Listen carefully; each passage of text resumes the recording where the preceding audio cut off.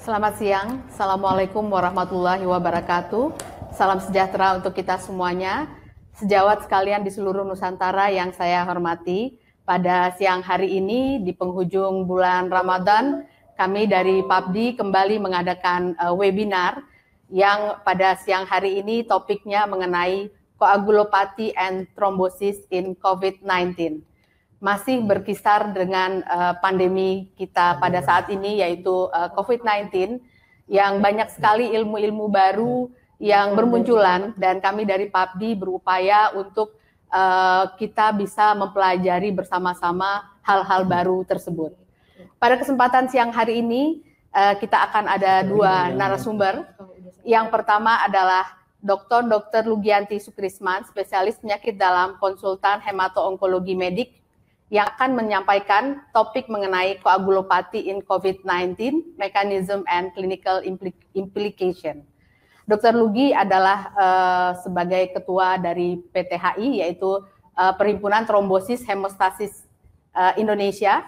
Dan pembicara kedua adalah Dr. Tubagus Jumhana Atmakusuma, spesialis penyakit dalam konsultan hemato-onkologi medik, yang akan menyampaikan mengenai trombosis in COVID-19, mengenai tromboprofilaksis and antikoagulan terapi. Dr. Jumhana adalah ketua dari PHTDI, Perhimpunan Hematologi dan Transfusi Darah Indonesia. Sejauh sekalian, untuk mempersingkat waktu, kami berikan kesempatan kepada pembicara pertama, kepada Dr. Lugianti. Saya persilakan. Silakan Dr. Lugi. Terima kasih Dr. Sali Amanasution sebagai Ketua PP PAPDI. Selamat siang para teman sejawat sekalian. Assalamualaikum warahmatullahi wabarakatuh. Pada siang ini saya mendapatkan kehormatan untuk berbicara mengenai koagulopati pada COVID-19, mekanisme dan implikasi kliniknya. Topik yang akan saya bawakan pertama adalah koagulopati dan trombosis, mekanismenya, dan ketiga adalah laboratory marker dan clinical implication. Seperti kita ketahui bahwa COVID-19 itu mempunyai mortalitas yang sangat tinggi dan signifikan, dan mayoritas pasien-pasien yang datang ke rumah sakit dengan kondisi yang berat, yang tadinya hanya mempunyai gagal organ yang hanya satu, yaitu respiratory insufficiency, sebagian dari pasien tersebut mengalami progresivitas ke suatu proses yang mengarah suatu systemic disease dan juga disfungsi organ yang multiple. Dan salah satu faktor prognosis yang bermakna pada pasien-pasien COVID-19 adalah koagulopati. Mengapa demikian? Karena ada beberapa data yang mendapatkan asosiasi yang kuat, hubungan yang kuat antara peningkatan D-dimer dengan prognosis pada pasien-pasien tersebut, sehingga dipikirkan memang ada peran dari suatu komplikasi trombosis pada pasien dengan COVID-19 tersebut. Ini adalah salah satu data dari salah satu jurnal yang menganalisis dari multivariate correlative factors pada kematian pada pasien COVID-19 selama 28 hari. Kita bisa lihat pada tabel tersebut, faktor-faktor yang bermakna adalah usia. Lalu kita bisa lihat pemanjangan dari masa protrombin, jumlah trombosit, dan yang tertinggi adalah D-dimer. Kita bisa lihat pada jurnal tersebut. Dan yang menarik adalah ada satu data dari Radiological Society of North America pada bulan April 2020, dikatakan bahwa dari data-data radiologi didapatkan bahwa terjadinya acute respiratory distress syndrome pada berdasarkan gambaran radiologi. Mereka menduga bahwa terdapat proses microvascular thrombosis, dan data dari satu rumah sakit di Strasbourg, data dari 106 CT angiografi pada pasien-pasien yang dilakukan COVID-19, didapatkan 30% didapatkan emboli paru pada 30% dari 106 CT scan tersebut, dibandingkan dengan 1%, 1,3% pada pasien-pasien yang tanpa COVID-19 atau pada emergency department. Dan pada pasien-pasien yang mengalami emboli paru tersebut, didapatkan kadar D-dimer yang mencapai 2.660, itu ada yang didapatkan pada pasien yang dengan emboli paru tersebut. Oleh karena itu, salah satu pembicara yang cukup terkenal dari Radiological Society of North America, yaitu Profesor Van de Beek, dikatakan bahwa imaging dan pathological investigation mengkonfirmasikan bahwa COVID-19 adalah suatu thromboinflammatory process yang pada saat awal mempengaruhi perfusi paru, tetapi pada selanjutnya akan mempengaruhi semua organ di badan. Dan dikatakan bahwa COVID-19 is more than lung infection. Dia mempengaruhi pembuluh darah di paru dan juga organ lain yang berisiko untuk terjadi trombosis dan acute life-threatening events. Dan semua itu mengakibatkan suatu kondisi yang kita dikenal sebagai macrotrombosis and embolism. Data-data ini dibuktikan dari beberapa di Cina misalnya ya. Jadi dari data-data dari laboratorium didapatkan di Cina dari 1099 pasien yang sudah laboratory confirmed COVID-19 di lebih dari 550 rumah sakit di Cina, didapatkan bahwa 260 dari 560 itu atau 46% itu didapatkan D-dimer yang lebih dari normal. Dan Tang dan kawan-kawan mendapatkan bahwa peningkatan D-dimer yang bermakna ada suatu prediktor dari mortalitas. Jadi itu didapatkan pada pasien-pasien non-survival, D-dimer kadarnya mencapai 2120 dibandingkan dengan yang non-survival. Dan Huang et al. Didapatkan bahwa pada pasien dengan saat masuk dengan kadar D-dimer yang tinggi dan memerlukan clinical support itu jelas mempunyai D-dimer yang 2400 dibandingkan dengan yang tidak memerlukan clinical support. Bagaimana Indonesia? Saya baru mendapatkan data dari dokter satu rumah sakit di Medisra Hospital, dari Dr. Nadia dan Dr. Martin Rumende. Kita menarik data ini masih sedikit, tapi tentunya ini menjadi satu perhatian. Tentu tidak tertutup ada data-data dari rumah sakit lain.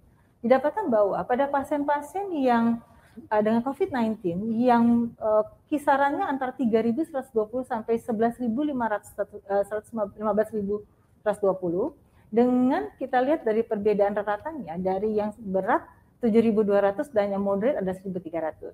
Dan kita juga bisa melihat di sini profilnya. Meskipun data sedikit, tapi ini merupakan suatu hal yang penting untuk mendapatkan perhatian. Nah, bagaimana mekanismenya? Kita ketahui bahwa coronavirus merupakan suatu virus yang dapat menyebabkan distribusi yang luas pada jaringan dan menyebabkan jumlah pro-inflammatory cytokine yang sangat tinggi, yang menyebabkan suatu kondisi SIRS yang berat, yang menyebabkan kerusakan sel yang luas pada organ-organ yang bisa berakhir pada MOEDS atau multiple organ dysfunction syndrome. Dan inflammatory reaction itu terjadi pada seluruh badan. Dan yang menarik adalah pada umumnya didapatkan generalized small vessel vasculitis dan extensive microthrombosis. Jadi pembuluh darah yang terkecil ada yang sangat menarik perhatian karena bukan hanya VTE, ternyata juga terdapat vaskulitis dan microthrombosis. Bagaimana ini bisa terjadi?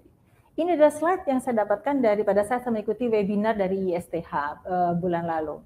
Kita lihat di sini bahwa pada SARS-CoV itu dapat menyebabkan bukan saja pada paru dan tissue damage yang akan mengakibatkan kaskade koagulasi di sebelah kanan ini kita bisa lihat, tetapi juga berkaitan dengan monocytes yang dia akan melepaskan tissue factors, mempengaruhi neutrophil dan juga berbagai sel. Di sini adalah kita bisa lihat mediator release dan juga sitokin yang semuanya berkontribusi dalam terbentuknya trombus di sini yang tentunya akan menyebabkan trombosis lebih lanjut. Ini adalah mekanisme yang barangkali kita sudah kenal sebetulnya.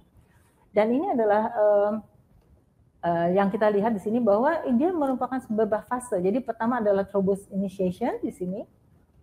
Ya, di sini kita bisa lihat yang dari kaskade koagulasi yang tadi yang diinduce oleh coronavirus, lalu ada thrombus formation dan setelah terjadi lysis akan terjadi ada dua fase yaitu early dan juga yang late di sini. Dan ternyata yang menarik adalah ini bukan saja hanya ada resolusi pada saat terjadi resolusi trombosis, tapi juga terdapat berbagai sitokin yang tetap aktif meskipun pada resolusi yang sudah lebih lanjut. Dan yang menarik juga, selain dari inflamasi sistemik yang diinduce oleh virus dan juga berbagai mediatornya, yang menarik adalah pada paru. Kita bisa lihat bahwa ternyata berbeda dengan pada trombosis pada umumnya, terdapat selain inflamasi adalah hipoksia, sehingga dan dua-duanya itu berkaitan dengan coagulation activation. Ini adalah kita bisa lihat di sini ada alveola. Ini adalah SARS-CoV dengan alveolar problem pada alveol dan melibatkan makrofag, dan juga terdapat di sini adalah kita bisa lihat terdapat sel-sel PMN yang berkaitan. Dan hal ini adalah juga menyebabkan yang tadinya di alveolus itu terjadi kerusakan aktivasi dari endotel dan juga terbentuknya trombus pada alveola. Ini menyebabkan terdapat gangguan yang lokal yang signifikan.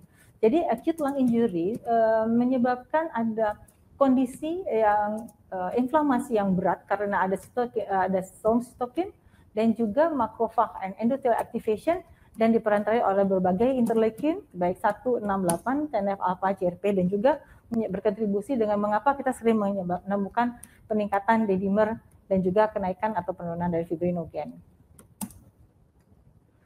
Sehingga memang yang dipertanyakan adalah salah satu jurnal mempertanyakan apakah COVID ada endothelial disease. Jadi memang yang menarik karena virus itu mengakses host kita ketahui melalui angiotensin converting enzim 2, yang kita tahu bahwa ACE2 ada terdapat pada semua endotel dan juga berbagai organ yang mayor, sehingga demikian diduga bahwa virus itu target dengan endotelium dengan akibat banyak kondisi yang ditemukan pada pasien seperti hipertensi, trombosis, emboli paru, dan lain-lainnya. Mekanisme yang menarik juga dari COVID-19 adalah immune mechanism dari pulmonary intravascular coagulopathy. Ini yang menarik, yang mungkin tidak banyak didapatkan pada kasus-kasus yang non-COVID misalnya ya. Kita ketahui bahwa yang didapatkan pada COVID-19, beberapa subjek didapatkan ada perdarahan dari paru atau lung hemorrhage and necrosis, juga terdapat spontaneous bleeding, tapi juga didapatkan venous atau arterial thrombosis. Kita juga bisa menemukan pasien-pasien dengan purpura, skin necrosis, yang sebetulnya seringkali menyerupai pada pasien-pasien yang di IC, dan juga ditemukan pada organ tersebut adalah systemic hemophagocytosis. Dan kalau kita melihat di sini, ya ternyata didapatkan intrapulmonar hemophagocytosis tersebut adalah bersifat sekunder dari yang dikenal sebagai microhemorrhage secondary to vascular damage karena akibat dari infeksi dan inflamasi tersebut. Jadi kita melihat ada lung tissue hemorrhage dan infarction, sesuatu hal yang mungkin berbeda dari sepsis atau infeksi pada yang pada umumnya yang pada COVID-19 ini. Dan ini adalah didapatkan bahwa ini adalah immune factors yang berkontribusi terhadap terjadinya pulmonary intravascular coagulopathy. Jadi kita bisa lihat bahwa selain dari systemic aspek, juga ditemukan berbagai faktor yang bersifat lokal. Itulah mengapa banyak pasien-pasien yang bermanifestasi sebagai ARDS dalam kondisi yang cepat, tetapi tanpa harus melalui klasik sepsis pada umumnya. Dan yang terjadi adalah kita bisa lihat di sini, yang berkontribusi pulmonary intravascular coagulopathy. Pertama adalah diffuse alveolar damage or inflammation, ada interstitial inflammation, ada extensive pulmonary macrophage activation. Kita tahu bahwa macrophage itu yang memang sangat berperan. Ada dysregulasi dari pulmonary innate immune response karena berikatan dengan ACE2. Lalu ada adaptive immune response yang klasik kita sering temui. Lalu ada activation dari innate immunity with older age pada usia lanjut. Beberapa juga terkait dengan klasik, misalnya age-related coagulation cascade, mechanical ventilation, dan juga berbagai molekul yang berinteraksi dengan mikrovaskular tersebut yang semuanya menunjukkan kondisi yang dikenal sebagai immune thrombosis. Ini suatu hal yang sangat menarik, dan ini memang sebetulnya sangat berkaitan dengan adanya hipoksia. Hipoksia itu yang memang menjadi suatu hal yang menginduce endothelial dysfunction, jadi bukan saja kerusakan dari virus tersebut, tapi juga ada hipoksia secondary. Dan data-data ini kalau kita bandingkan dengan data yang sebelumnya, ya kalau kita lihat dibandingkan dengan SARS-CoV-1, ada MERS gitu ya, bahwa sebetulnya dysregulasi dari coagulation cascade itu adalah yang semuanya menunjukkan adanya terbentuknya intra-alveolar atau systemic fibrin clots, sebetulnya memang sangat khas pada coronavirus infection. Dan semuanya sebetulnya berkaitan dengan kondisi prethrombotic response yang sebetulnya untuk mencegah ada perdarahan dari alveolar yang bersifat diffuse. Tetapi upaya itu seringkali memang berakhir dengan terdapat clot formation yang sangat luas sehingga mempengaruhi pasien recovery pasien dan survival. Lalu bagaimana laboratory markers itu implikasi klinisnya? Kalau kita bisa lihat di sini, ini adalah dari ISTH, didapatkan bahwa yang bermana adalah pemanjangan dari prothrombin, lalu juga peningkatan D-dimer yang berbeda antara survival dan non-survival. Kita bisa lihat pada tabel ini. Dan kalau kita bisa lihat di sini, pada yang non-survival dengan non-coronavirus pneumonia, didapatkan adalah peningkatan D-dimer yang signifikan, yaitu lebih dari 3, dan juga pemanjangan PT. Dan bahkan ada beberapa yang memenuhi kriteria ISTH dari DIC dari ISTH. Dan didapatkan bahwa sebagian pasien mengalami DIC pada hari keempat pada 71% yang tidak survive pada infeksi dibandingkan yang survive. Dengan demikian, ISTH Interim Guidance and Recognition of Management of Coagulopathy pada COVID-19 menganjurkan pemeriksaan D-dimer, prothrombin time, dan platelet count pada pasien dengan COVID-19 infections. Dan karena terdapat peningkatan yang signifikan pada kadar D-dimer, PT, dan penurunan fibrinogen pada pasien-pasien yang non-survival pada umum pada hari ke-10 dan 14, bisa ditambahkan fibrinogen yang menentukan apakah pasien itu juga sudah mulai ke arah DIC. Clinical implication-nya tentunya jelas bahwa kita memerlukan tromboprofilaksis yang cukup ketat, artinya dalam konteks ketat artinya dimonitor dengan baik, close laboratory and appropriate imaging monitor, terutama kalau pasien-pasien yang kita duga ada VTA. Bahkan Chinese Expert Consensus pada COVID-19 itu menganjurkan untuk memberikan antikoagulan terapi pada pasien-pasien tidak mempunyai kontraindikasi pada pasien COVID-19 yang berat, yang dengan trombosis.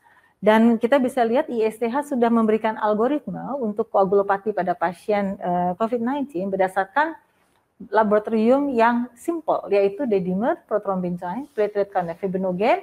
Kita bisa lihat, saya nggak usah lihat detail satu-satu ya, tapi kita bisa lihat pada pasien-pasien yang dirawat dan juga dianjurkan untuk melakukan start prophylactic dose dengan antikoagulan, dan juga pada pasien-pasien yang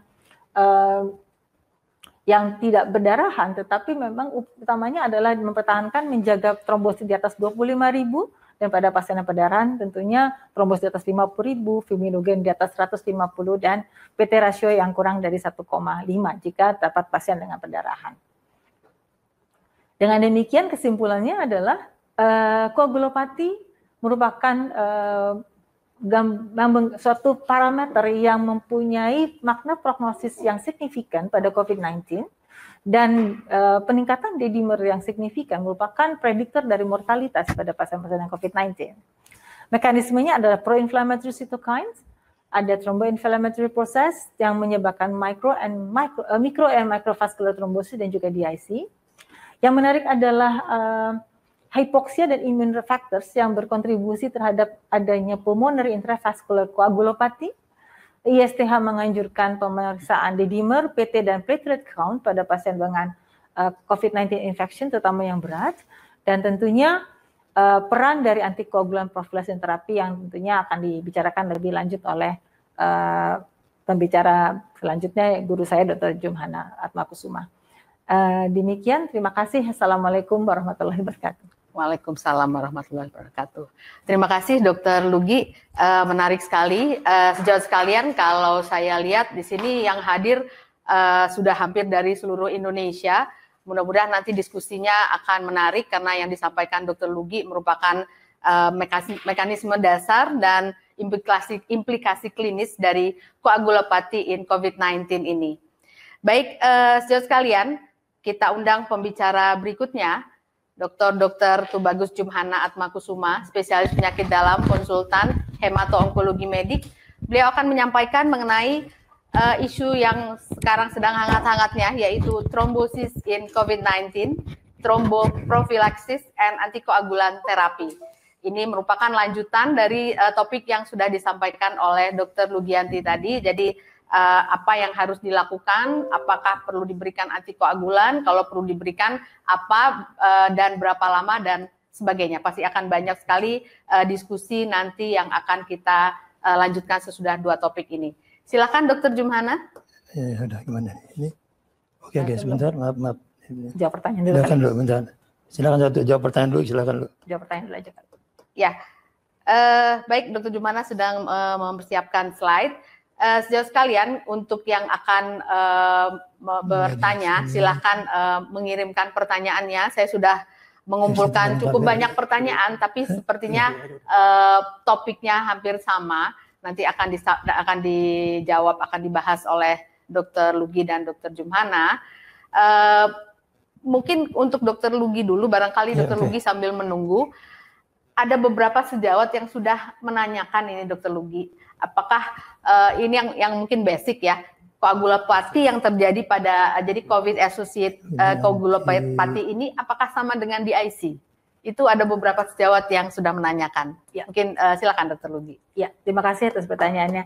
Pada dasarnya dari segi bagaimana koagulasi terbentuk, aktivasi koagulasinya sama. Artinya inflamasi yang hebat, pro-inflammatory cytokines itu akan menyebabkan rilis dari tissue factor dan juga aktivasi koagulasi pada umumnya hampir sama. Tetapi yang menarik adalah dan sebagian yang berat dia akan menjadi DIC. Tetapi hal yang menarik yang relatif baru barangkali pada COVID-19 ini dan sebetulnya juga terdapat pada SARS-CoV-1 adalah adanya vaskular dari paru yang sangat hebat. Ini yang menarik karena mekanisme ini yang tadinya tidak dilihat secara spesifik. Jadi intrapulmonary trombosis koagulopati ini yang merupakan satu hal yang baru barangkali. Jadi barangkali itu bisa menjawab beberapa pasien itu tidak mengalami proses sepsis dulu klasik tetapi langsung menjadi ARDS. Beda dengan pasien sepsis barangkali. Nah, tentunya untuk menjawab hal ini perlu penelitian lebih lanjut. Tapi pada dasarnya sama, tetapi ada tambahan. Ya, jadi bentuknya sama mirip di IC ya, cuman ini ada hal-hal lain yang lebih spesifik barangkali ya, Dr. Lugi ya. Baik, sudah siap slide-nya? Ini hampir. Oke, nah ya, oke. Klinis lain mungkin yang sering muncul emboli paru ya, Dr. Lugi ya. Ini juga mungkin apakah sama ataukah mekanismenya ataukah ada mekanisme lain mungkin bisa dijelaskan Dr. Lugi? Iya, jadi sebetulnya yang menarik adalah emboli paru ini didapatkan menariknya karena dia didapatkan tuh tinggi sekali. Jadi artinya dibandingkan misalnya pasien sepsis di IC tapi umumnya DVT, tapi emboli paru justru menonjol hampir 30%.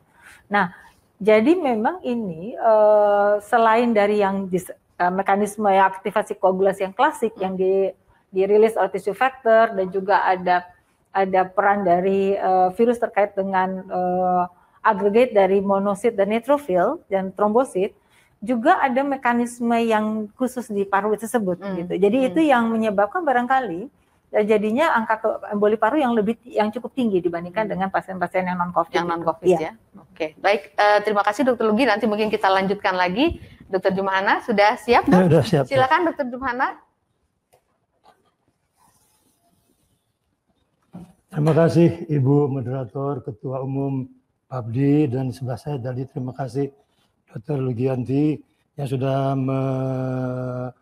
mendahului, sudah memberikan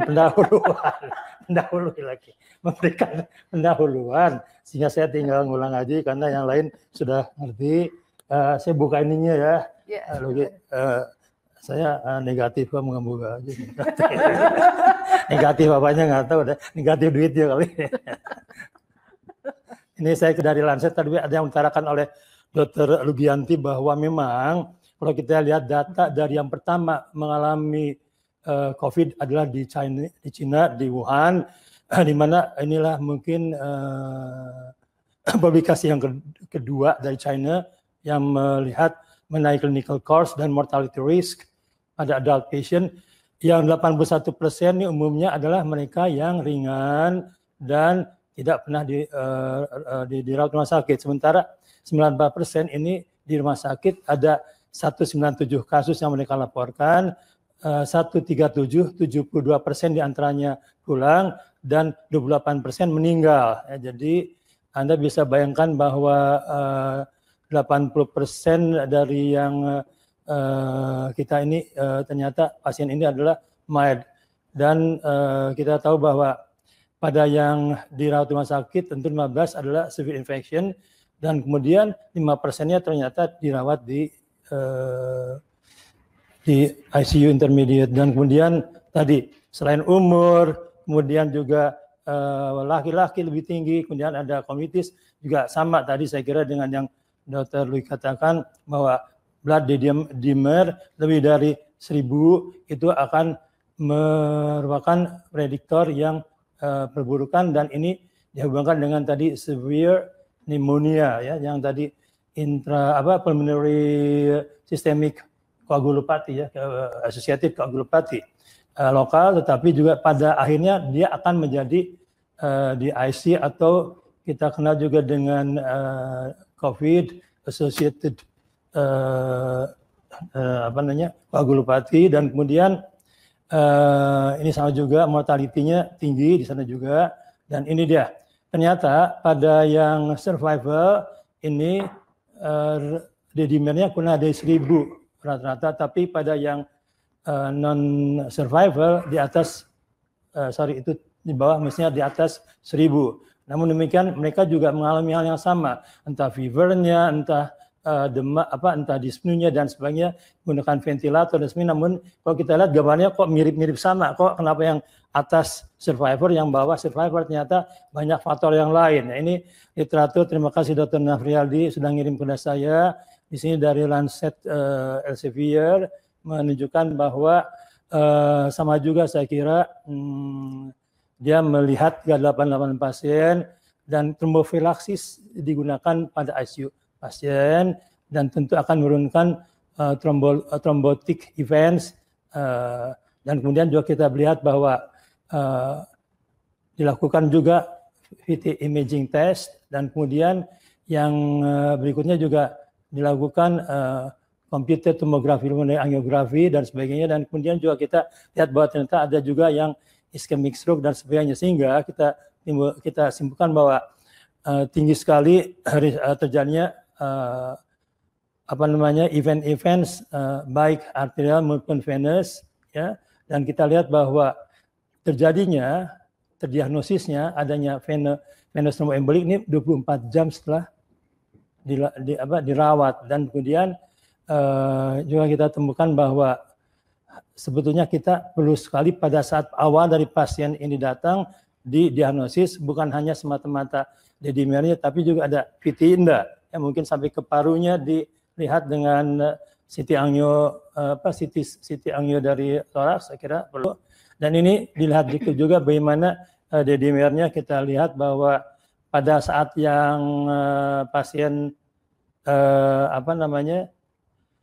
yang survivors dengan yang non survivors, D-dimernya tuh meningkat dua-duanya, cuman yang non survivors ini tinggi sekali sampai di atas 7.700 pada hari ke-79, sementara yang survivor di bawahnya 317. Kemudian juga ini saya kira pada VTI, pada emboli paru juga dilihat bagaimana kejadiannya pada intensive care dan yang general ward. Yang kita menarik ada kok banyakan yang di general ward ya, yang VTI sama EE. Sedangkan di ICU kurang, lebih rendah. Itu kenapa? Mungkin perawatannya yang kurang di ini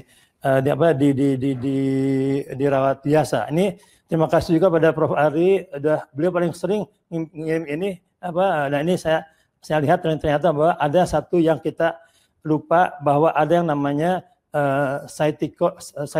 cytokine storm syndrome yang merupakan suatu kondisi adanya hiperinflamasi. Tadi Dr. Lee katakan ada inflamasi di paru-paru menyebabkan hiperinflamasi, dikeluarkanlah kemudian yang kita lihat adalah dikeluarkannya sitokin dari interleukin 1, 6 dan sebagainya, kemudian factors, dan ini merupakan seperti dengan kondisi hemofagositik, limfohistiocytosis HLA, SHLA yang sekunder karena adanya COVID tadi yang merupakan hiperinflamasi yang menyebabkan fatal hipercytokemia, menyebabkan sama juga koagulopati dan kemudian multi organ dysfunction dan failure. Dan kita bisa lihat bahwa kalau pasien ini tetap tinggi, kemudian terjadi HB rendah, liko rendah, trombosit rendah, dan hiperferinemia, maka dan juga termasuk tentu ASRS, maka kita bikin itu adalah HLA, cytokine storm syndrome, yang akan larinya kemana? Larinya nanti ke koagulopati, kemudian multi organ failure, sehingga harus dipotong dengan apa? Dipotong dengan obat-obat yang kita tahu bahwa obatnya adalah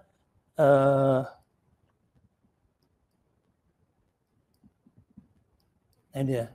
Obatnya adalah Janus Kinase. Kita tahu bahwa kita punya Jakavi untuk obat ruxolitinib, untuk obat polisomia vera, dan juga kita lihat bisa juga dengan ibrutinib untuk chronic leukemia limfositik, chronic leukemia, dan kemudian juga bisa pakai IVIG. Jadi kita lihat bahwa IVIG berperan pada cytokine storm syndrome ini. Dan ini saya kira steroid juga bisa, ini dia. IVIG dan sebagainya. Ini skornya, nanti mungkin Anda bisa lihat sendiri skornya di ini, dan kemudian ini dia hemophagocytic limfocytic yang kita lupakan. Ini adalah bidang kami, ada pancytopenia, juga ada splenomegalia dan hepatemia dan perinemia. Dan ini kita tahu bahwa ini akan menyebabkan memperberat atau menimbulkan juga kondisi koagulopati di IC tadi. Nah, yang kedua, Prof. Ari juga sama dia bagaimana tadi sama juga mengenai attack dari beta chain dari hemoglobin. Kita tahu bahwa hemoglobin akhirnya apa?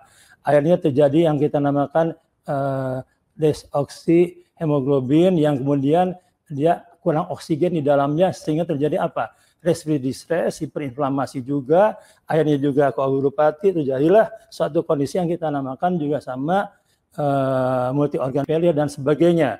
Nah, ini kita tahu bahwa pada kondisi ini sebaiknya diberikan oksigen, tapi belum diangkat. Dari mana dapat oksigennya? Katanya dari darah donor yang memang mengandung donor benar sehat, saya kira, untuk mengurangi oksigen. Sehingga upaya-upaya dari berbagai macam ini kita tujukan bagaimana supaya tidak terjadi DASI. Karena kalau ada di DASI itu susah sekali.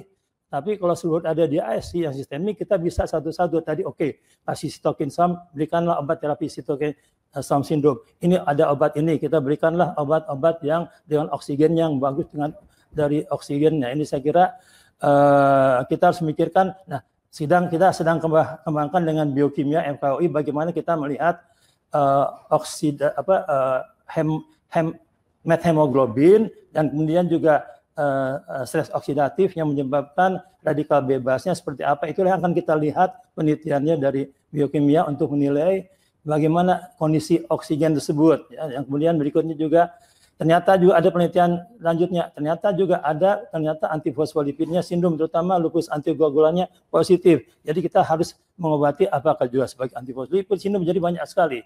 Ya, jadi ini, nah ada PIC tadi saya kira pulmonary ini apa sih? Intravascular coagulation. Coagulation. Kemudian ada COVID associated coagulopathy, ada di IC yang bukan milik kita sih, memang kita dari dulu. Jadi obatnya adalah di IC bukan di heparin.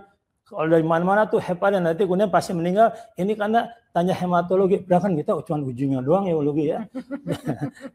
Awalnya treatment Pak disease-nya. Nah, sementara retrofilnya kita belum punya. Jadi gimana dong? Jadi alternatifnya apa? Ada hyperimmunoglobulin, karena belum ada, kita pakailah konvalesen plasma, atau sebetulnya bisa dengan IVIG yang reguler. Nah, simptomatiknya baru kita gunakan antikoagulan, antiplatelet, thrombolytic agent kalau emang boleh paru, atau pada cytokine storm syndrome ini pakai IVIG lagi, pakai ATG, dan pada interleukin 6 ruxolitinib, ibrutinib, dan IVIG. Jadi saya lihat sini loh, kok IVIG ini bisa untuk yang underlying disease-nya, bisa untuk simptomatik, untuk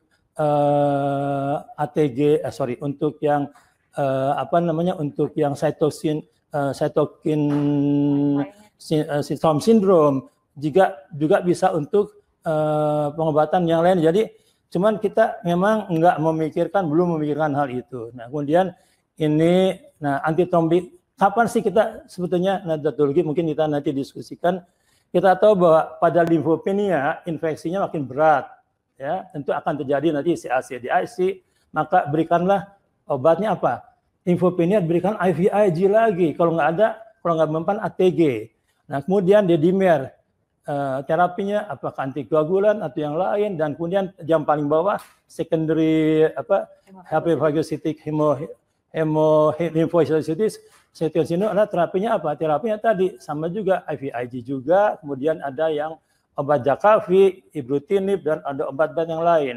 Nah, kemudian kita tahu bahwa donor di sana mereka umumnya udah pada minum profilasis seperti yang ada dokter dikatakan di Amerika juga di mana-mana mereka sudah memberikan profilasis anticoagulan, dan begitu pulang mereka masih diberi sampai berapa hari diberinya ya. Saya nggak tahu. Akhirnya waktu mereka jadi donor konvalesen bingung gimana nih. Nah, ini yang kedua juga kalau kita pasiennya nih, kita apakah profilasis saja karena ada treatment juga. Masalahnya treatment ini kalau kita udah nunggu dulu sampai severe, apalagi sampai multi organ dysfunction, multi organ failure, udah ada gagal hati, kemudian kencingnya kurang sedikit, gagal jantung, malah tidak ada kencing, berani nggak kita ngasih heparin? Nggak berani saya kira. Nah, kalau kita mau beli awal, apa parameternya? Saya kira nanti kita akan sampai ke arah itu. Nah, kemudian ini convalescent plasma juga saya kira yang kemarin kita udah utarakan, ini plasma feresisnya. Tadi Dr. Lugi baru ngerjakan katanya ya. Berapa cc keluarnya Dr. Lugi? Hanya 400. Nah, ini tapi hati-hati average complication salah satunya citrate society, oleh itu juga albuminnya kalau rendah bisa shock dan sebagainya, kita pernah pengalaman. Dan ini pesan dari Transfusion Average Science bahwa mereka-mereka yang akan melaksanakan plasmaferis ini juga harus apakah mereka juga minum obat enggak antikoagulan, karena dia dapat profilaktisnya sampai sudah pulang, diberikan lagi nanti dengan ada mengandung sitras mungkin, apakah heparin dan sebagainya, jadi tambah perdarahan dan sebagainya. Jadi hati-hati untuk yang donor ini juga kita tanya lagi apakah mereka mendapatkan terapi profilaksis enggak. Yang berikutnya juga tadi untuk yang pasiennya sendiri kan konvalesen plasma itu ada faktor-faktor koagulasi, faktor 8, 9, von Willebrand, fenomenogen, dan apakah kita termasuk keduaan juga ada yang fibronectin, itu merupakan merangsang koagulasi. Apakah akan kita berikan selama pemberian plasma konvalesen ini heparin? Kalau pada orang yang tidak ada gagal multi organ failure, multi organ dysfunction adalah kita nggak berarti. Kalau ada, apakah kita harus berikan juga? Saya kira ini. Nah, ini kritikal. Saya dibantu oleh Dr. Dimas dari penyakit dalam. Saya kira kita teruskan aja. Ini yang tadi sudah saya kira tadi Dr. Ligi udah juga. Nah, ini juga yang akan dilihat adalah obat-obat yang beredar sekarang adalah low molecular heparin, kemudian unprecedented heparin, dan direct oral antikoagulan dan warfarin. Dan dari semua yang diindikasikan adalah yang low molecular heparin daripada unprecedented heparin. Walaupun saya tanda tanya nanti ngukurnya gimana kalau kita treatment menggunakan itu, ada nggak aksa? Saya kira ini. Dan kemudian low molecular heparin treatment for acute lung injury merupakan direkomendasikan sekali karena semuanya ada di sebelah kiri saya kira. Dan ini ya low molecular heparin adalah pada kondisi masih injurinya di paru-paru, kemudian sudah ada venous thromboembolism, dan kemudian juga pada yang berikutnya pada satu kondisi yang sudah keluar dari rumah sakit saya kira. Nah, unprecedented heparin ternyata studinya lebih tidak terlalu sama dengan ini, tapi lebih inferior dibandingkan dengan low molecular heparin. Nah, namun demikian kita tahu bahwa ini saya kira jadi LMR prefer over unprecedented heparin. Jadi ternyata low molecular heparin lebih baik daripada unprecedented heparin. Namun saya kira semua akhirnya kepada kondisi individual sendiri saya kira. Dan kemudian ini kita teruskan juga. Nah, ini Anda bisa baca nanti berapa dosisnya. Saya kira saya nggak sebut sini cuman ada sebagai profilaksis dan kemudian sebagai treatment. Kalau profilaksis belum terjadi kondisi-kondisi yang tadi, entah trombosis di IC dan sebagainya di paru, namun kan sedangkan treatment ya. Nah, untuk profilaksis nanti kita harus berhadapan dengan ini dia critical appraisal-nya, ternyata critical appraisal-nya juga hasilnya tadi dikatakan bahwa lebih baik dibandingkan yang lain. Ini dia ada validity-nya, kemudian ada importance-nya, dan kemudian juga ada importance-nya, dan kemudian juga ada applicability-nya, dan kita lihat bahwa ternyata yang ada yang applicable, ada juga yang non applicable. Dan kemudian namun demikian ternyata grade recognition-nya tetap C masih ya. Dan kemudian Indo-AX juga sama ya, di situ ada tadi ada apixaban, ada difroxaban, dan bigatan, edoxaban belum ada, dan saya kira sama juga nanti tapi harus kita perhitungkan interaksi obat-obat ini dengan obat-obat pada pasien COVID, apakah ada interaksi obat atau tidak, saya kira itu. Dan kemudian konklusinya juga sama. Nah berikutnya warfarin untuk yang COVID ini tidak ada literatur yang menggunakan warfarin ya. Nah, namun demikian tentu kita bahwa risikonya tentu kita tadi Dr. Wi katakan kita kasih apa enggak ya, mungkin apakah dua risk yang modified ini bisa kita gunakan. Kalau emang skornya memungkinkan dia adalah high risk atau intermediate risk, tentu kita akan berikan. Namun demikian tentu kita mikir bahwa jadi untuk low risk atau high risk. Kalau high risk kita akan berikan profilaksis, tapi kalau low risk mungkin ya Anda. Karena kita. Namun demikian kita harus tahu bahwa jadi total skor 5 high risk untuk VTE. Nah ini. Namun demikian tentu kita sebagai seorang dokter tidak begitu saja. Ada nggak risiko bleeding? Nah ini kita gunakan nanti improve skor ini. Skor lagi kalau memang ternyata hasilnya adalah tinggi untuk variabelnya, skornya tinggi, maka kita tidak akan memberikan antikoagulan. Sama juga yang admission to ICU, karena di ICU pakai ventilator, multi organ failure, dan itu termasuk yang skornya diperhitungkan. Jadi tolong central venous catheter juga akan merangsang trombosis dan sebagainya. Dan infeksi mungkin juga sini ada nggak severe kidney failure, tolong pakailah ini kalau kita akan memberikan. Nah jangan lupa juga untuk memonitoring yang direkomendasikan anti-aksa anti 10A, namun kita tidak ada, kita modifikasi APTT. Nah kalau perdarahan ada reversal agents, mungkin pada dabigatan kita punya siprisbine ya, kemudian juga yang low heparin ataupun uncentered heparin kita berikan protomic concentrated complex. Nah emboli paru juga sama, sini urokinase, tissue plasmin activator, apakah ada studi-studinya, kita sudah lakukan studi dan ternyata urokinase tidak ada data available, tissue plasmin activator ada ya, dan ini hasilnya saya kira kita lihat bagaimana studi desainnya dan sebagainya, ketika appraisalnya, dan ini rekomendasinya D. Jadi semua nggak ada yang A dari tadi, C, D, seperti sama dengan kemarin saya kira. Nah, IVIG untuk cytokine storm syndrome saya kira juga, ATG untuk cytokine syndrome ini ada PICO-nya juga, sama juga kita lihat nanti studinya seperti apa critical appraisal-nya, dan kita lihat nanti bagaimana sama D juga grade recommendation-nya. Jadi mungkin IVIG might potentially be effective. Kemudian antitrombosis, saya kira kita akan berikan antiplatelet ini, apakah covilegal atau anti aspirin. Hati-hati bahwa aspirin itu COVID kita tahu masuk sel ke jantung, paru, jantung, ginjal, usus, ada melewati reseptor untuk angiotensin converting enzyme AC. Nah, vitamin aspirin biasanya si kuman COVID itu nebeng aspirin, tapi aspirin juga masuk lewat situ. Maka hati-hati pasien-pasien yang mendapat aspirin mungkin ditunda dulu atau gimana ya, jangan. Dan kemudian juga kita teruskan lagi karena ini masih banyak ongoing, jadi kita lihat bahwa nah jadi sebagai take home message, jadi treatment dari PIC atau DIC atau CAC apa namanya ya, whatever itu semuanya yang mana nih, PIC, DIC ya. Nah, analisisnya dulu, antiviral kita tahu remdesivir ya, ternyata belum diterima. Alternatifnya tentu kita ada hyperimmune immunoglobulin, tapi itu mesti di pabrik. Maka kita gunakanlah Dr. Lee tadi udah mulai mengumpulkan konvalesen plasma. Tapi kalau nggak bisa, pakai IVIG juga bisa. Nah, suportifnya tadi antikoagulan, antiplatelet, jangan kasih aspirin, clopidogrel aja, IVIG, ATG, anti-interleukin 6 dan sebagainya untuk cytokine storm syndrome. Kemudian juga kita gunakan tadi antikoagulan, semua hanya mendukung. Tapi sebetulnya obati virusnya dulu. Demikian dari saya. Demikian, terima kasih atas perhatiannya. Baik, terima kasih Dr. Jumhana, presentasi yang sangat komprehensif.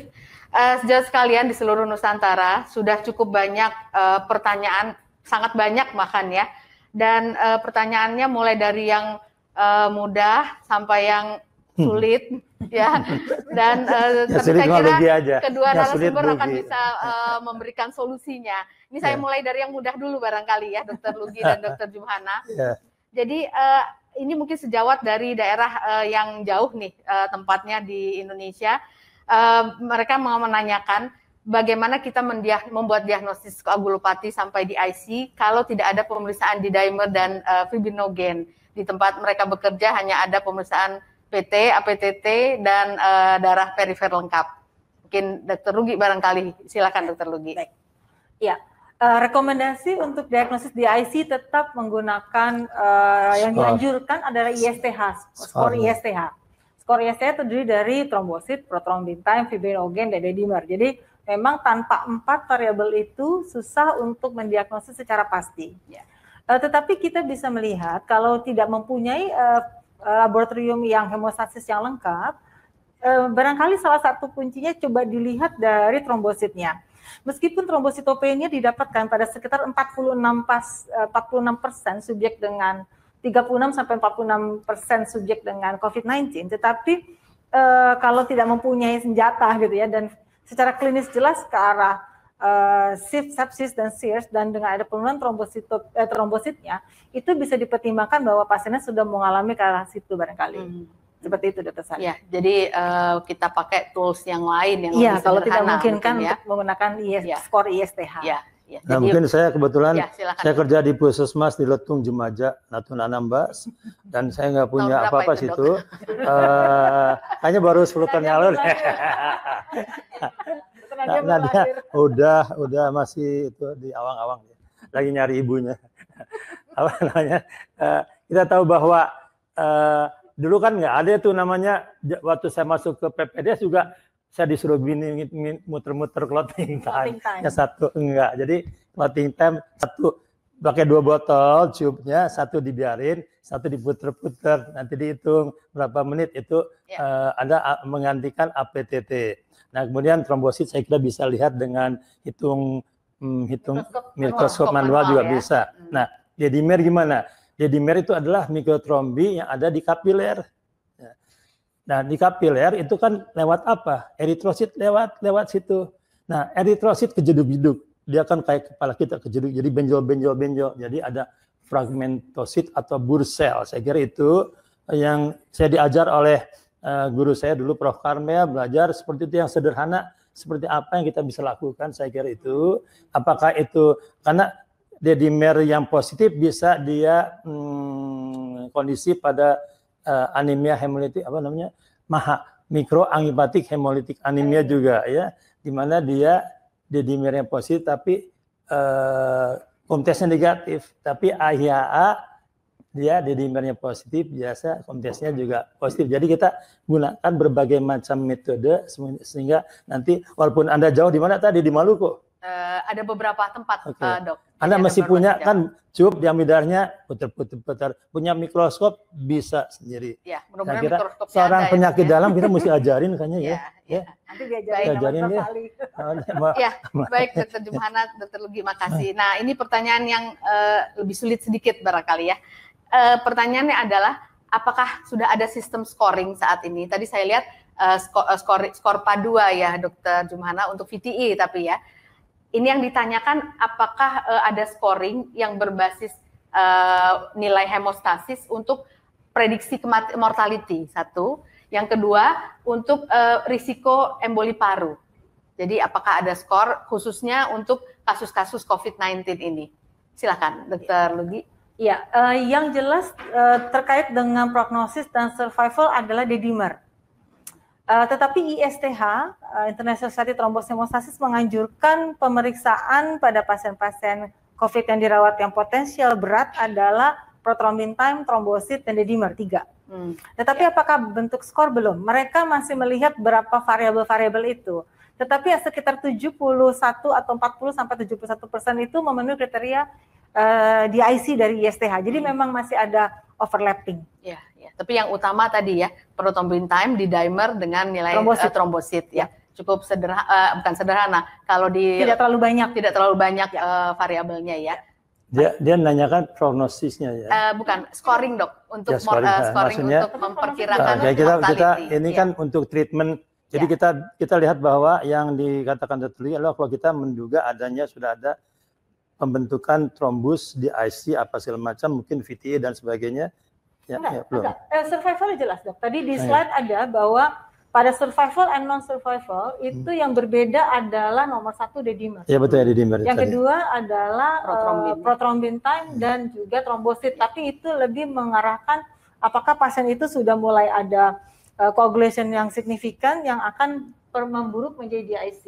Tetapi yang menarik juga ada PIC. Nah PIC ini yang makanya mungkin ya pada PIC dipakainya D-dimer saja.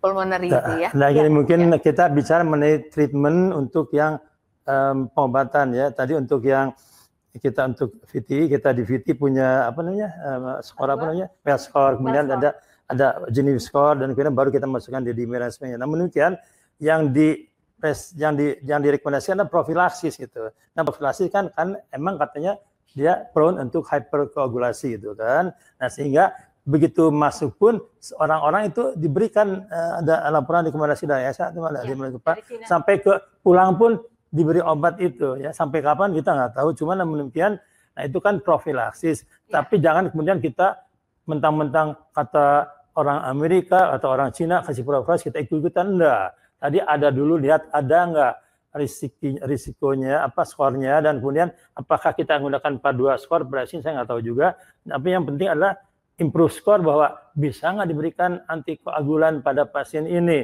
Ada skor tadi, skornya cari aja improve skor. Kalau dia ternyata risikonya tinggi sekali untuk jadi bleeding, ya jangan. Nanti Anda malah membuat pasien ini jadi komplikasi. Nah, kalau enggak, silahkan, saya kira itu aja. Ya, jadi bisa ini bedakan juga, antara profilaksis dengan. Ya, betul dok. Jadi ini juga pertanyaan banyak dok. Kapan profilaksis antikoagulan ini diberikan? Sementara ada skornya baru kita pakai PA2 aja kali ya? PA2 modified. Belum ada dok. Bisa. Nah, jadi ada studi yang membandingkan menggunakan PA2. Jadi memang ada studinya. Saya belum lihat karena mereka masih. Tapi selama belum ada, kita bisa nggak gunakan PA2 skor dulu? Susahnya adalah begini. PA2 itu menggunakan bisa sebetulnya, tapi pada pasien-pasien yang dirawat cukup lama. Tapi pada pasien yang sifatnya akut lalu dilakukan dirawat langsung dimasukkan ke dalam dengan ventilator misalnya di ICU, itu memang pemakaian PA2 agak sulit karena pasti skornya akan tinggi. Karena kan ada beberapa item yang imobilisasi. Jadi pada akhirnya kalau menurut saya memang masih banyak rekomendasi untuk cenderung memberikan antikoagulan minimal profilaksis dos mungkin ya.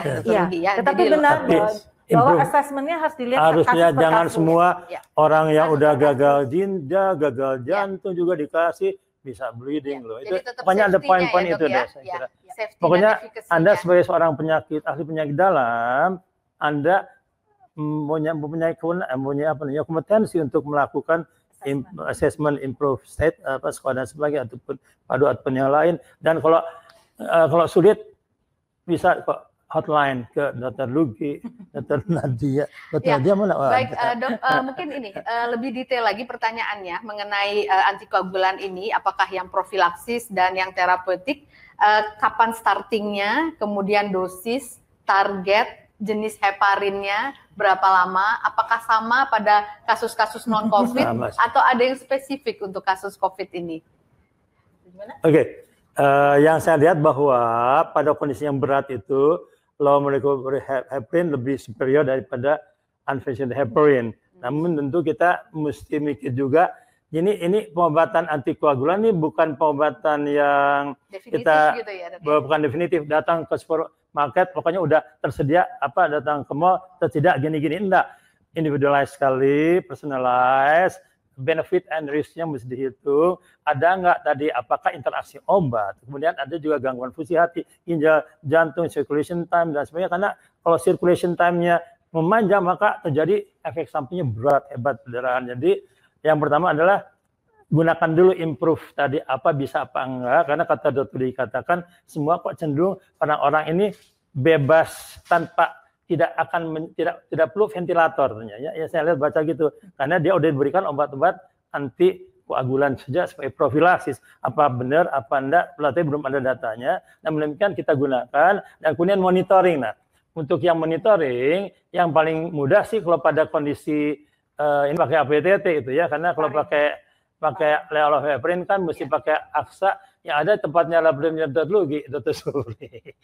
Di mana apalagi di Hamera kagak ada ya. Maksudnya gini, pada kondisi di mana pada kondisi pasiennya tadi improve skornya rendah dan sebagainya, tapi dia tidak ada efek samping semacam, kita bisa berikan levoleucovorin. Apakah bisa di ini nggak sih konversi antara aksa sama APTT? Saya nggak tahu. Nggak bisa ya, belum ada ya. Nah jadi saya kira, nah kemudian yang berikutnya ada warfarin, nggak ada data buktinya. Jadi warfarin yang dipakai di tempatnya dokter itu aja buat Anda aja jantung. Tapi yang doak tadi ada apixaban, ada dabigatran, dan difroxaban, erosaban nada. Nah itu juga sama, memberikan obat itu juga ada kisi-kisinya, interaksi obatnya kan banyak dengan yang lain. Nah di COVID-19 ini nggak tahu virus ini maka apakah dia akan berteman, akan jadi musuhan, kita harus lihat juga. Namun demikian harusnya juga sama, kalau timbul perdarahan kita udah siap, kalau nggak ada prothrombin concentrate kompleks pakai saja FFP gitu ya. Dan cuman untuk yang dabigatran ini nggak ada itunya, dia kan presbine itu ya, monoclonal antibody. Tapi untuk yang oral antikoagulan ini tempatnya di mana, dok? Apakah pada saat pasien pulang mungkin atau in hospital? Pada awal juga in hospital, pada kondisi yang ringan yang tidak masuk ke ICU segala macam, pokoknya pada yang masuk yang kita tahu bahwa begitu kondisinya berat, udah sesak napas disuruh minum obat lagi kan. Nanti kita ganti dan barangkali ini mungkin menyambung juga ini. Ada pertanyaan. Apakah koagulopati ini terjadi juga pada COVID yang ringan, jadi yang tanpa gejala? Dari awal. Dan apakah perlu terapi juga? Karena COVID ringan tanpa gejala belum tentu dirawat kan? Ya, mungkin dia hanya isolasi mandiri atau bahkan seperti di Wisma Atlet. Apakah faal hemostasis perlu dicek? Apakah profilaksis tadi harus masuk? Silakan Dokter Lugi. Ya, data-data yang ada adalah tentunya pasien dirawat, karena kan kita nggak mungkin pasien isolasi di rumah kita cek hemostasis. Dan data-data sebetulnya yang kita dapatkan sejauh ini semua coagulation abnormality atau gangguan koagulasi terkait dengan COVID itu adalah kasus yang berat atau sangat berat atau yang dirawat. Jadi kita belum punya datanya. Tadi menyambung yang tadi dikatakan Dr. Jumhana, data dari Cina dan cukup banyak datanya. Dan di Italia itu sekitar 60% itu pasien mendapatkan heparin. 40%, 46% sebetulnya mendapatkan levoleucovorin. Jadi memang masih lebih banyak dominan yang heparin. DOAC itu masih dipertanyakan. Sebagian ada yang mulai mencoba apa tidak. Tetapi mengingat pasien-pasien COVID itu mendapatkan antivirus, ada dapat mendapatkan kloroquine, sebagian lagi mendapatkan berbagai obat, mereka mengkhawatirkan interaksi obat. Jadi makanya memang sejauh ini DOAC belum digunakan secara data-datanya masih belum ada. Tetapi bahwa ada 1-2 center yang sudah mulai mempertimbangkan mungkin pada kondisi yang tidak berat ya. Artinya yang pasiennya masih bisa oral gitu. Itu mungkin yang saya tambahkan, pada literatur dikatakan dari Lancet itu mengatakan bahwa sayangnya data yang dimajukan ke medical journal itu adalah yang dirawat. Yang tidak dirawat, di situ kan ada yang dikejar-kejar satpam, dikejar apa, lari, apa sebenarnya kabur dan sebagainya, bla bla, itu nggak ada. Yang boro-boro yang lain juga ngumpet pada takut. Jadi sebetulnya adalah, tapi kalau kita lihat tadi dari Dr. Lugi bahwa begitu ada virus, saya kira begitu ada virus dengan merangsang inflamasi, begitu ada proinflamasi, ada hiperinflamasi, ada sitokin, udah ada itu sih langsung. Udah ada kelainan paru kecil pun dikit-dikit itu udah ada terjadi deh. Jadi saya kira harusnya dari awal itu diperiksa dong gitu. Kita bikin deh nanti sama-sama saya kira. Ya, untuk jadi di algoritma barangkali itu dimasukkan pada semua pasien dirawat dan kondisi gimana ya. Yang dirawat sih udah ada yang severe, ada yang mild, ringan, sedang dan severe dan apa namanya life threatening. Tapi yang dirawat jalan ini, yang isolasi diri ini yang harus kita mintakan itu kali ya, kita bikin penelitian kali. Ya saat ini prioritasnya tentu yang dirawat. Gitu. Nah, ada faktor risiko khusus nggak dok untuk yang mengalami koagulopati ini? Ataukah semua COVID-19 pasti akan mengalami koagulopati? Apakah tergantung dari viral load-nya, strain virus, ataukah dari hostnya sendiri? Misalnya host dengan komorbid akan lebih mudah atau lebih banyak mengalami koagulopati atau seperti apa dok? Iya, jadi ada data yang agak yang menarik gitu ya. Di data-data kepustakaan yang lama itu mengatakan bukan kepustakaan lama, yang saat awal-awal mengatakan bahwa COVID-19 ini mortalitasnya akan tinggi pada orang yang usia lanjut dan pada orang yang punya komorbiditas yang multiple. Benar sekali, karena terkaitan dengan imunitas. Tetapi ada beberapa kasus yang kematian yang pada usia yang muda juga, yang tidak mempunyai komorbid. Nah itulah sebetulnya mengapa trombosis merupakan salah satu yang dipikirkan menjadi salah satu mekanisme yang terpisah, bukan terpisah dia. Jadi selain dari koagulopati dan DIC, dia juga ada PIC itu, pulmonary intravascular coagulation. Nah, pulmonary intravascular coagulation ini yang memang diduga terkait dengan cytokine storm. Jadi beratnya virus yang hebat, lalu reaksi badan yang hebat. Itu yang memang merupakan satu hal yang relatif menarik pada COVID ini, COVID-19 ini, dok. Saya tambahkan, kita tahu bahwa data yang diajukan bahwa komorbid yang paling banyak adalah hipertensi, diabetes, kemudian ada COPD kan sekarang ya. Nah hipertensi ini saya pikir hipertensi ataupun diabetes mungkin, apakah sebetulnya orang ini menggunakan aspirin enggak sih? Nah, kalau saya terus terang aja begitu ada aspirin semua saya stop, saya ganti dengan kopi droga itu ya, semua yang dapat obat yang hipertensi, valsartan juga ya, saya stop, saya ganti dengan amlodipin karena dua obat itu momok bagi saya itu yang mengantar ini. Jadi saya kira bukan hanya komorbid tapi obat yang diminum juga. Ada nggak yang kerjanya di AC reseptor tadi. Nah kemudian yang berikutnya adalah pasien-pasien memang dasarnya mesti minum obat warfarin, misalnya pada atrial fibrilasi atau pada apa, ini kan warfarin gitu kan, udah gitu dia dasar tiba-tiba hiperkoagulasi, apakah perlu ditambah dosisnya, apakah perlu diganti, saya kira itu mesti diberikan karena kematian disebabkan oleh komorbid bukan penyakit jantung, tapi obat-obat yang kita berikan itu ada hiperkoagulasi pada penyakit jantung atau pada penyakit-penyakit yang darah yang lain mungkin ada APS, tapi kemudian kita obatnya tidak ditambah atau dosisnya ditambah. Jadi kira-kira di gambar yang tadi yang saya sampaikan tadi ada satu slide yang tadi yang menarik itu barangkali kalau bisa ditampilkan dari saya yang nomor 15 itu ya, itu ada mekanisme yang salah satu juga selain dari klasik dari tissue factor release dari COVID-19 akibat kerusakan jaringan dan sitokin, itu juga ada platelet activation, endothelial activation. Nah ini nomor 15, tolong dibikin slideshow. Ya, nah kalau kita lihat di sini ya, sebelumnya barangkali, yang satu lagi, yang sebelumnya yang awal, yang sebelumnya beberapa slide cuma sekitar 2-3 sebelumnya. Dimundurkan saja barangkali. Oh ini sorry, saya yang mesti mundurin ya. Oke, ini. Nah ini ya. Yang menarik adalah endothelial dysfunction. Endothelial dysfunction merupakan suatu hal yang sangat menarik karena dan kalau kita lihat di sini adalah platelet aggregation. Bagaimana dia terbentuk? Karena nomor 1 ada endothelial dysfunction dengan platelet aggregation. Selanjutnya adalah interaksi dari trombosit, monosit dan leukosit. Ini adalah yang membentuk clot ini ya. Nah ini yang sebetulnya masih mengatakan kalau di slide 7 mana tadi ada antiplatelet ditunjuk gitu ya. Jadi sebetulnya ada nggak peran antiplatelet? Sebetulnya kalau melihat patofisiologinya iya. Tetapi kalau kita lihat dari segi akut, lalu ada deposit dari fibrin akibat trombosis yang begitu hebat, tentunya heparin lebih superior, heparin atau glomerulin heparin. Dan yang menarik kita lihat di sini ya, kalau kita lihat di slide ini, yang di bagian bawah itu kursornya lagi, ini dia kursornya lagi nongol.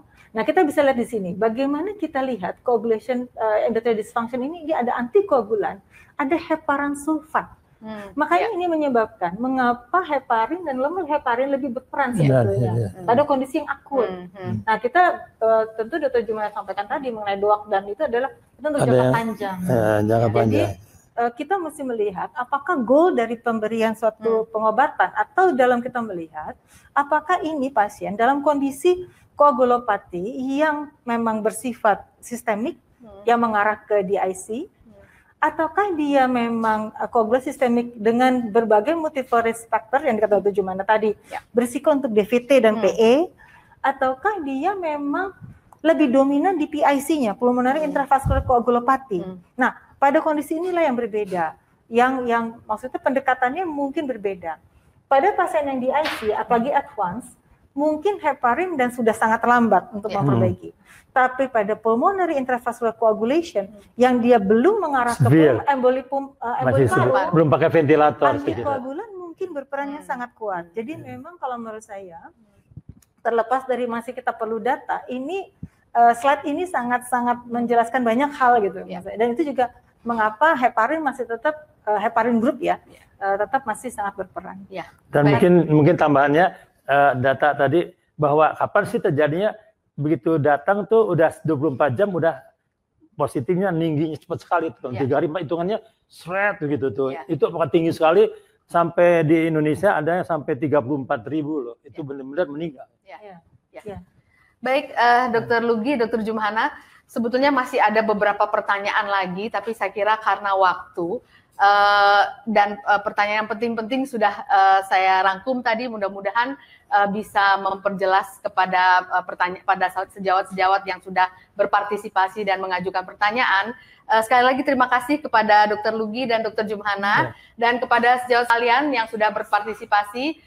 Mudah-mudahan diskusi kita 1 jam ini bermanfaat dan dapat membantu kita semua untuk memberikan penata laksanaan yang lebih komprehensif kepada pasien-pasien COVID-19. Sejauh sekalian, sebelum saya tutup, banyak sekali pertanyaan yang menanyakan apakah materinya bisa didapatkan. Nanti kita akan masukkan ke website PAPDI. Jadi nanti sejawat bisa mengakses dari sana rekamannya. Jadi dan mudah-mudahan ini semua akan bisa membantu kita untuk praktek sehari-hari di rumah sakit. Sejauh sekalian, baik karena waktu juga kami akhiri acara kita pada siang hari ini. Selamat menjalankan ibadah puasa Ramadan di hari-hari terakhir ini. Dan ini merupakan sesi webinar PAPDI yang terakhir di bulan Ramadan ini. Insya Allah kita akan bertemu lagi sesudah Lebaran nanti. Semoga semua sejawat tetap dikaruniai kesehatan sehingga bisa memberikan pelayanan kepada semua pasien-pasien kita. Terima kasih sekali lagi. Assalamualaikum warahmatullahi wabarakatuh. Sampai jumpa. Nasibku sama aja.